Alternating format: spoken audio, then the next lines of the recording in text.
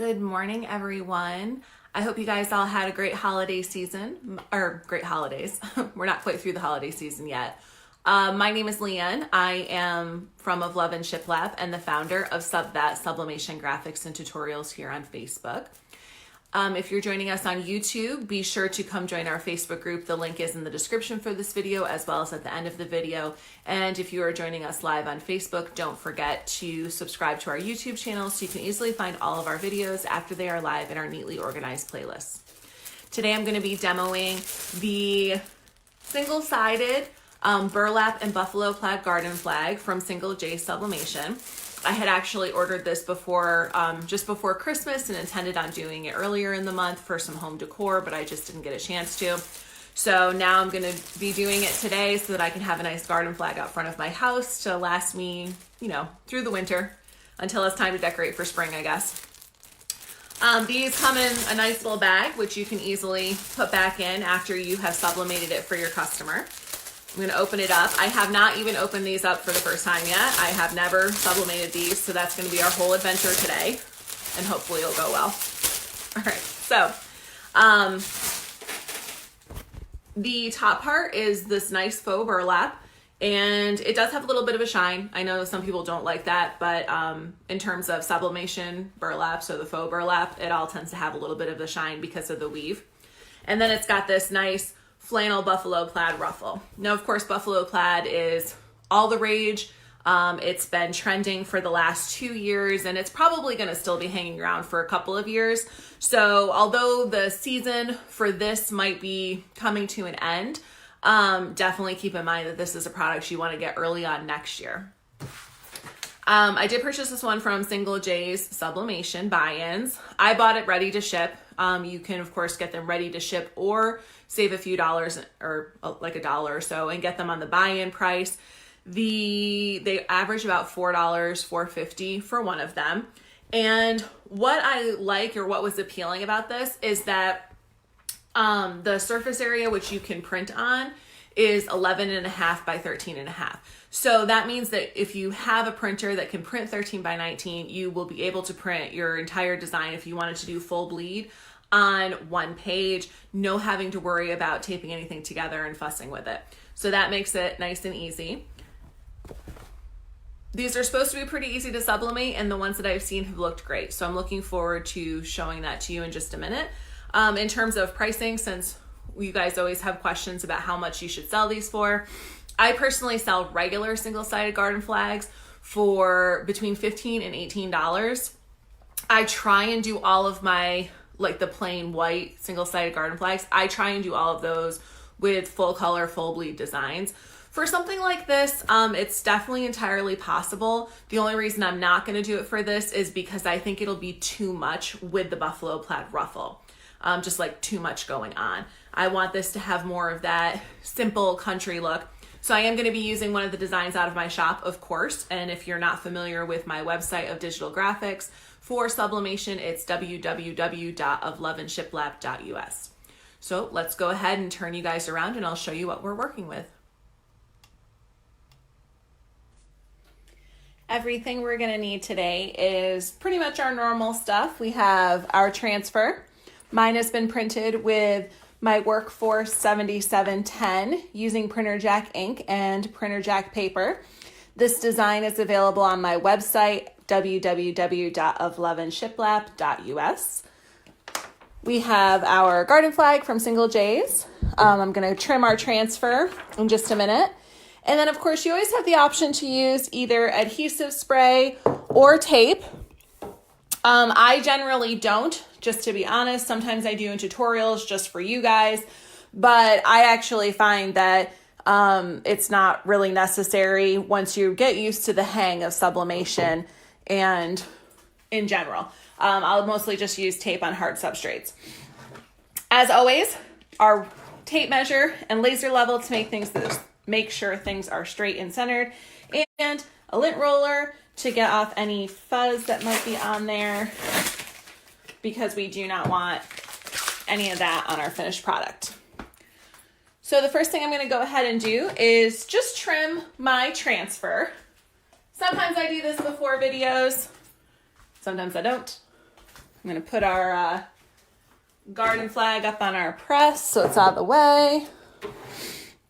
Now you can, I like to trim my transfers just because it makes it easier to make sure that everything is centered and lined up. This paper cutter is from acesdeals.net. I don't remember how much it was. I'm pretty sure it was only like $35 or $40. And not only does this make it a little easier to make sure everything is centered, but if you might have picked up some ink, like you can see I picked up some ink because my paper had curled when it was on its way in.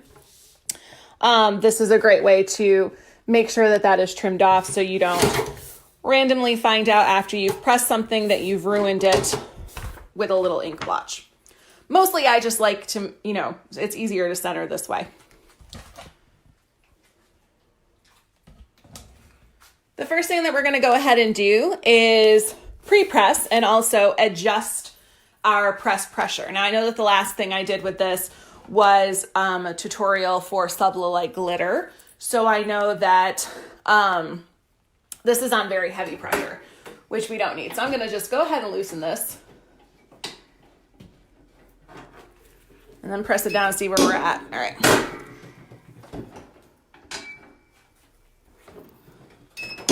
You want to be using medium firm pressure on these burlap garden flags. Pretty much anytime you have a thicker, sturdy fabric, medium firm pressure is going to be your best bet. Also, 400 degrees is typically your best bet, and that is, of course, what's recommended from Single J's Sublimation. So I'm just going to go ahead and pre-press, and we're going to pre-press this for about 30 seconds. For those of you who are new to sublimation, you pre-press any type of fabric or canvas material to help push out that moisture that's in it. The best example of what's happening here is all fabrics absorb moisture from the atmosphere. And then, of course, when they are dried under high heat, that moisture is sucked out of it. If you don't pre-press items like shirts and garden flags and pillow covers, those fibers actually shrink when the moisture is pushed out of them. So all you got to do to understand this, all you have to do is think about your clothes when you take them out of the dryer. They typically have not actually shrunk. They just feel tighter because the moisture has been sucked out of them. And then while you wear them during the day, they absorb moisture from the atmosphere and from your body. And by the end of the day, they feel like they've gotten substantially bigger. So they, of course, have not actually changed size. It's just a matter of those fibers on a molecular level absorbing moisture and not. So even though your item does not feel like it's wet, it has moisture in it.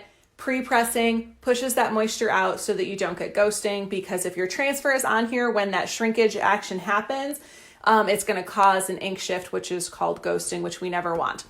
So it's always a safe bet to do at least 30 seconds. You can do 60 seconds or more if you happen to be someplace where it's very humid.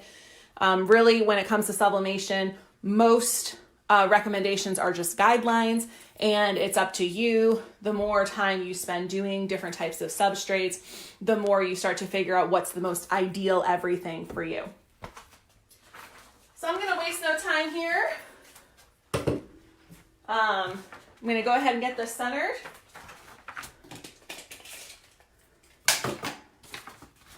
And if you're wondering, the states are separate from the frame, or you can get them together in my shop. And my goal, I actually made this so that it's just the right size to fit in here. That was intentional, so that I could speed this along. Now I am using the new printer jack paper. You might notice that it's got a little bit of a curl on the edges from the heat.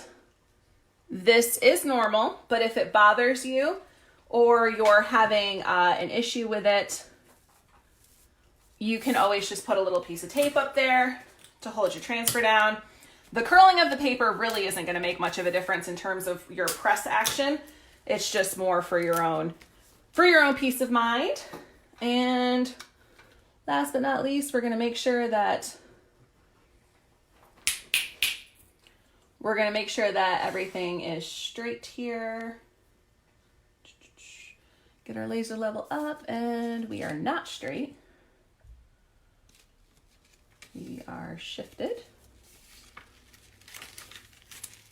Just in case you guys are wondering, on all of the designs I have that have these circle frames, the little elements that split the circle are, they're designed to be centered for you, and also the little edges, the open edges of the line, so that you have a guide to make sure that whatever it is that you are printing and pressing is straight.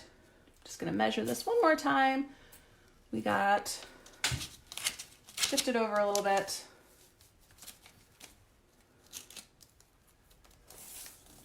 Sublimation sometimes is like woodworking. You always want to measure twice, press once, try and make sure everything is perfect from the jump, so that you are not dealing with a wasted substrate. I'm just gonna measure this from the top. Because this is going on a garden flagpole, I didn't want it too high up, but I still wanted to have the illusion of being, sorry, my tape measure fell, of being relatively center to the total surface area of the flag. We're gonna go ahead and cover this with some protective paper, blowout paper, whatever you wanna call it. Mine is masking paper from the paint section. I buy it in big rolls off from Harbor Freight Tools. Sometimes they have it at Home Depot. They used to carry it at Walmart, but my Walmart discontinued it.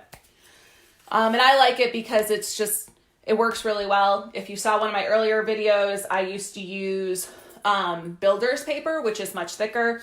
I still use builder's paper on occasion, but because I'm no longer selling signs, I don't have a reason to buy builder's paper, and having this handy little roll is definitely more beneficial. So I'm pressing this today on my 16 by 20 PressNRelease heat press from acesdeals.net. We're going for 400 degrees for 60 seconds, which is not very much time at all. We've just got about 15 seconds left. I'm gonna go ahead and get my heat glove on, whole $5 on Amazon. And when I lift this press, when I lift the handle, I'm gonna make sure to hold down the press, just so I keep that lid from popping up, because when that pops up and jumps, it can actually cause your protective paper and transfer to jump, and then that, of course, will cause ghosting as well. So we're gonna pull this back. Hot. Very hot.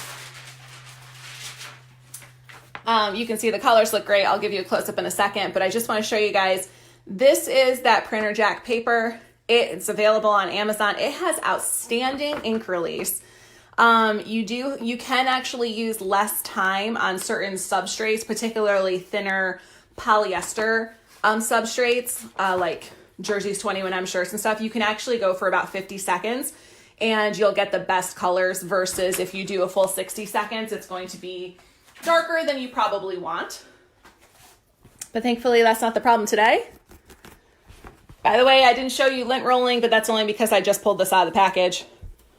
Look at how beautiful those colors are. You can see the 3D action on the letters in the frame. Those are little subtle shadows that I put on the design. And that's it. So pretty quick and easy. Like I said, these are available from Single J's Sublimation buy-ins. That's singlej's.com. And, these are great to plan for the holidays. And you can even do Valentine's Day designs on them. They're definitely a good option for the winter months. So a great item to keep in mind that has a high profitability. You can sell these. I sell these for $25 because they are a nice thick burlap, and they've got this nice buffalo plaid trim, which is on trend. So $25, pretty easy to get people to buy them for that rate. And of course you can do full color designs as well. If you have any questions, be sure to leave them in the comments and I'll go ahead and answer them. And of course, if you haven't joined our Facebook group or subscribed to YouTube, head over and do that so you can always keep up with us. Thank you for joining me this morning, and I hope you guys have a great rest of your day.